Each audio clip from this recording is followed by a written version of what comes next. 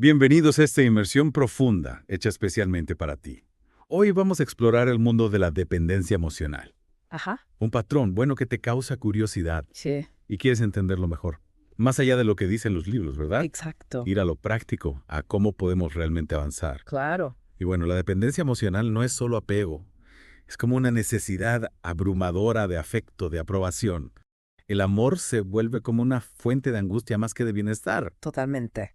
Y fíjate que encontramos un caso en la investigación que me impactó, Ajá. donde un paciente soportó humillaciones, imagínate, hasta la amante en su casa, Mm, para no romper la relación. wow. ¿Hasta qué punto esa necesidad de afecto puede llevarte a tolerar, bueno, situaciones tan dolorosas? Es que este caso ilustra muy bien la intensidad de la dependencia emocional.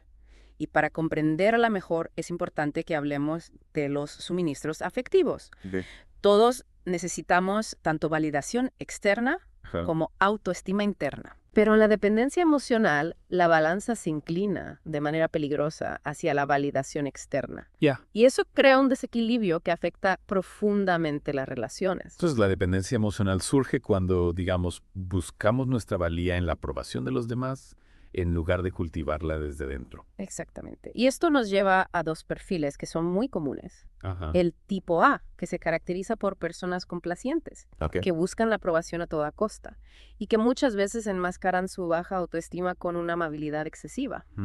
Interesante. Y por otro lado tenemos el tipo B, que puede parecer más seguro en general, Sí. pero desarrolla una dependencia muy intensa en relaciones específicas, Ajá. especialmente en las románticas. Es muy interesante cómo la dependencia emocional se puede manifestar de formas tan diversas. Sí. Ahora, hablando de relaciones, ¿qué podemos decir de las personas que suelen ser objeto de esta dependencia? Pues curiosamente, las personas que tienden a atraer a individuos con dependencia emocional suelen ser personas que tienen características que a simple vista no son atractivas. Ok. Son distantes, egocéntricas, incluso hostiles. Me parece paradójico. Ya. ¿Por qué alguien buscaría una relación con alguien que no le da el afecto, la atención que tanto anhela? La respuesta está en la dinámica de la codependencia. La distancia, la falta de interés, en lugar de repeler, Ajá. alimentan ese deseo de ganar el afecto de la otra persona. Ok. Es como si el desafío de conquistar a alguien inalcanzable se convirtiera en el motor de la relación. Entonces, no es solo buscar afecto, Ajá. sino también la forma en la que buscamos la validación. Exactamente. Y me intriga el concepto de dependiente oscilante que encontramos en el material. ¿Nos podrías explicar un poquito más de qué se trata? Claro, el dependiente oscilante tiene como una contradicción. Ok. Busca pareja, pero al mismo tiempo teme al compromiso. Mm. Entonces, a simple vista, puede parecer que rehúye la conexión. Pero en realidad lo que está haciendo es protegerse de un posible dolor, Ajá. del rechazo o del abandono, Ya veo. que son características centrales de la dependencia emocional. Entonces, la aparente independencia del dependiente oscilante esconde en realidad un miedo profundo a la vulnerabilidad que implica una relación. Exacto. Y para comprender este miedo y la complejidad de la dependencia emocional, Ajá. es fundamental que vayamos a la infancia, A las raíces. a las raíces, a las experiencias de la infancia, que es donde se forjan muchos de nuestros patrones emocionales. Claro. Y el material menciona varios patrones familiares disfuncionales Sí. que pueden contribuir a esta dependencia emocional. Me gustaría profundizar en ellos para entender cómo estas experiencias tempranas nos marcan en la adultez. Claro que sí. Uno de los patrones más comunes es la falta de afecto y atención por parte de los padres. Imaginemos un niño que crece en un ambiente donde sus necesidades emocionales no son satisfechas. Esta carencia puede generar una profunda sensación de inadecuación y un anhelo constante de amor y aprobación, Ajá. que se traslada a la vida adulta. Es como si esa falta de afecto en la infancia generara un vacío que se intenta llenar a través de las relaciones en la adultez. Exactamente. Ok. Y a esto se suma la sobreprotección, Ok. que aunque parezca bien intencionada, puede impedir el desarrollo de la independencia. Al no permitir que el niño explore, experimente, se enfrente a desafíos por sí mismo, los padres, sin querer, limitan su capacidad de desarrollar confianza en sus propias habilidades. Ya. Es decir, que la sobreprotección, en lugar de fortalecerlo, lo vuelve más vulnerable y dependiente. Precisamente. Ya veo. Y otro patrón muy perjudicial es la devaluación constante. ¿Mm? Si un niño crece en un ambiente donde es criticado, menospreciado, se le hace sentir inferior. Su autoestima se ve profundamente afectada. Claro. Y eso lo lleva a buscar validación externa para compensar esa falta de amor propio. La devaluación, entonces, siembra la semilla de la inseguridad Totalmente. y de la dependencia en la mirada al otro. Así es. Y en casos más extremos, la hostilidad y el abuso pueden distorsionar completamente la comprensión del amor. Claro. Un niño que crece en un ambiente de miedo, de inseguridad, puede asociar el amor con dolor, con manipulación, con control. Claro. Y esto perpetúa estos patrones en sus relaciones futuras. Es desgarrador pensar cómo esas experiencias de la infancia marcan la forma en que entendemos el amor y nos relacionamos. Sin duda. Y por último, tenemos el patrón de fusión, Ok. donde uno de los padres utiliza al hijo para satisfacer sus propias necesidades emocionales, creando una dinámica de codependencia desde la infancia. Podríamos profundizar un poquito más en este patrón. Me parece un tema complejo y delicado. Claro. En este patrón, el niño se convierte en una especie de soporte emocional para el padre, cargando con responsabilidades que no le corresponden. Y esto le genera una sensación distorsionada de su propio valor. Y un miedo a la separación que puede llevar a la dependencia emocional en la adultez. Comprendo. La fusión, en lugar de brindar seguridad, crea una dependencia que lo limita, que lo condiciona a buscar su valor en la satisfacción de las necesidades del otro. Exactamente. Estos patrones familiares disfuncionales, aunque son dolorosos, no son una sentencia definitiva. Claro. Es fundamental comprender su impacto para poder avanzar hacia la construcción de relaciones más sanas, Libres de dependencia. libres de dependencia. En la siguiente parte de esta inmersión, exploraremos estrategias que nos permitan liberarnos de estos patrones y cultivar relaciones basadas en el respeto, la reciprocidad, el amor propio. Exactamente. Comprender estos patrones es el primer paso para liberarnos de la dependencia emocional. Y para transitar hacia relaciones más sanas, es fundamental que abordemos el proceso de ruptura desde una perspectiva que considere la intensidad emocional que suele acompañar a la dependencia. Y en el material se menciona el síndrome de abstinencia. Profundizamos en cómo se experimenta este proceso en personas con dependencia emocional. Por supuesto.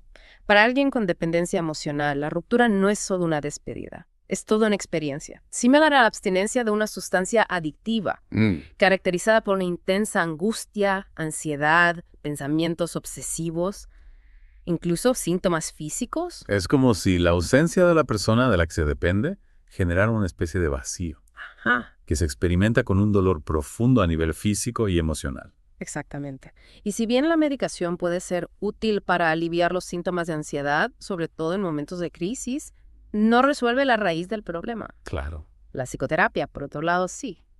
Brinda un espacio para comprender y sanar esas heridas emocionales que subyacen a la dependencia y permite desarrollar estrategias para construir relaciones más sanas. Entonces, la clave está en abordar la dependencia emocional desde una perspectiva integral, Sí. combinando el apoyo médico con el trabajo terapéutico, Exacto. para lograr una transformación profunda y duradera. Precisamente.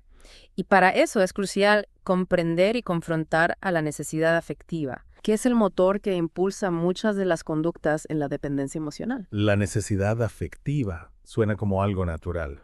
¿Por qué se convierte en un problema en este contexto? Si bien es cierto que todos necesitamos afecto, necesitamos conexión, en la dependencia emocional, esta necesidad se intensifica, Ya. se distorsiona y se convierte en una fuerza que nos controla y nos lleva a actuar impulsivamente buscando la aprobación externa a toda costa. Es decir, que la necesidad afectiva, en lugar de ser una guía sana hacia la conexión, se transforma en una obsesión Totalmente. que nos ciega y nos aleja de nosotros mismos, de nuestras propias necesidades. Exacto. Por eso es crucial cultivar una actitud de rebeldía. Frente a esta necesidad afectiva, debemos recordar que tenemos el poder de elegir, de resistir esa compulsión de buscar la aprobación externa y empezar a construir nuestra valía desde adentro. Y para fortalecer esa rebeldía, el material propone un ejercicio mental que me parece muy impactante. Imaginar que alguien amenaza con disparar a un ser querido si contactamos a nuestra expareja. Sí. ¿Nos puede explicar la lógica detrás de este ejercicio? Es un ejemplo extremo, pero ayuda a comprender que incluso en situaciones de alta intensidad emocional, tenemos la capacidad de elegir nuestras acciones y de resistir nuestros impulsos. La idea es recordarnos que no somos esclavos de la necesidad afectiva y que tenemos el poder de romper con patrones de conducta destructivos, aunque esto implique un gran dolor en el corto plazo. Claro. La imagen, aunque drástica, nos confronta con la fuerza que tenemos para tomar decisiones difíciles Mm. y liberarnos de esa tiranía de la necesidad afectiva. Ahora bien, ¿qué herramientas prácticas podemos usar para iniciar esta transformación? Una de las herramientas más importantes es el contacto cero, ¿Ok? que consiste en cortar completamente la comunicación con la expareja para permitir que las heridas emocionales sanen y para evitar que la necesidad afectiva nos lleve a recaer en patrones de dependencia. El contacto cero suena como algo radical. Es realmente necesario. En la mayoría de los casos, sí. Ujú. La dependencia emocional crea un vínculo tan intenso que cualquier contacto, por mínimo que sea, puede reactivar la necesidad afectiva Ajá. y sabotear el proceso de recuperación. Es como intentar apagar un incendio con un poquito de agua. Ujú. Solo vas a lograr avivar las llamas. Entiendo la analogía. El contacto cero, aunque doloroso, es un acto de autocuidado. Sí. Es una forma de protegernos de la intensidad emocional que nos puede impedir avanzar. Exactamente. Y para fortalecer la convicción de romper con la dependencia, se recomienda escribir una carta a uno mismo, desde una perspectiva de fuerza, de claridad, Ok. recordando las razones por las que la relación terminó y reafirmando ese compromiso con el bienestar propio. También es útil hacer una revisión objetiva de la relación, incluyendo sus aspectos negativos, para contrarrestar esa idealización que suele surgir en los momentos de nostalgia. Es decir, recordarnos a nosotros mismos, con compasión pero con firmeza, que la decisión de alejarnos fue la correcta Sí. y que el camino hacia la sanación implica enfrentar el dolor en lugar de evadirlo. Así es. Y es fundamental evitar caer en la trampa de iniciar una nueva relación para aliviar el dolor de la anterior. Esto solo perpetúa el ciclo de dependencia, impidiendo que sanemos y desarrollemos las herramientas necesarias para construir relaciones auténticas y satisfactorias. Es como si, en lugar de limpiar y curar una herida, la cubriéramos con una venda. Ajá, El dolor sigue ahí latente y la herida no puede sanar adecuadamente. precisamente. Mm. La sanación genuina requiere tiempo, paciencia y un compromiso con el autoconocimiento.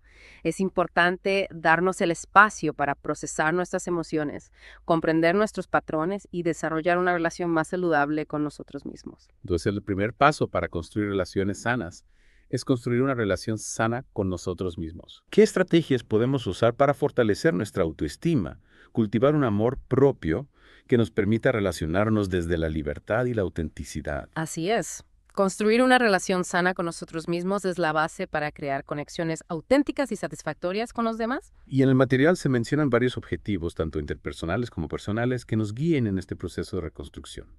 Me gustaría explorarlos para entender cómo podemos ponerlos en práctica. Claro que sí. Comencemos por los objetivos interpersonales. Uno de los más importantes es dejar de agradar por necesidad. Oh. Se trata de romper con ese patrón de buscar la aprobación de los demás a toda costa, sacrificando nuestras propias necesidades y deseos. Como si estuviéramos constantemente buscando la validación externa, en lugar de confiar en nuestro propio juicio y valor. Exactamente. Y para romper con este patrón es fundamental aprender a decir no cuando sea necesario. Decir no no es un acto de egoísmo, sino de autorrespeto. Claro.